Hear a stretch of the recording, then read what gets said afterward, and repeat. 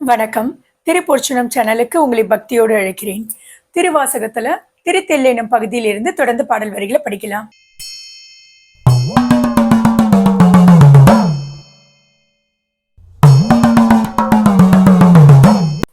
கயல் மாண்ட கன்னித்தன் பங்கன் எனை கலந்தாண்டலுமே அயல் மாண்டு இரு வினை சுற்றமும் மாண்ட அவனியின் மேல் மயல் மாண்டு மற்றுமுள்ள வாசகம் மான் பெண்ணுடைய செயல் மாண்டவா பாடி தெல்லேனும் கொட்டோமோ.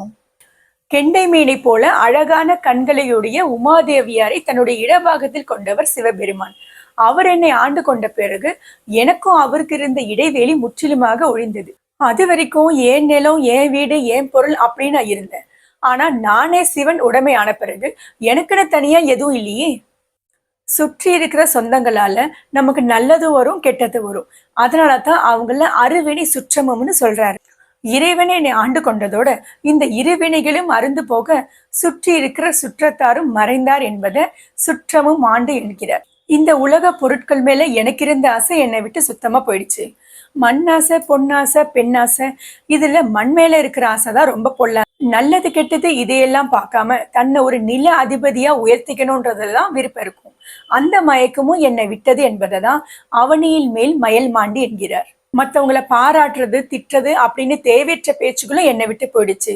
நான் செய்யற வேலைகள் எல்லாம் அவன் அருள், அவன் துணையால செய்வது. அதுல வர நல்லது கெட்டது, இன்பம் துன்பம் இதெல்லாம் நம்மை சார்ந்ததல்ல. சிவனே கொடுப்பவர், சிவனே செய்பவர். அந்த தன்மைகளை பாடி நாம் தெல்லேனும் கொட்டுவோமாக. முத்தி குழன்று முனிவர் குழாம் நனிவாட அத்தி கருளி அடியேனை ஆண்டு கொண்டு பத்தி கடலுள் பதித்த பரஞ்சோதி தித்திக்கு மாப்பாடி தெல்லேனும் கொட்டோமோ. முக்தி அடையணும் அப்படின்னு, முக்தி என்றது இறைவனோட ஐக்கியமாகுதல், மறுபடியும் பூமியில பிறக்காம இருக்கிறது.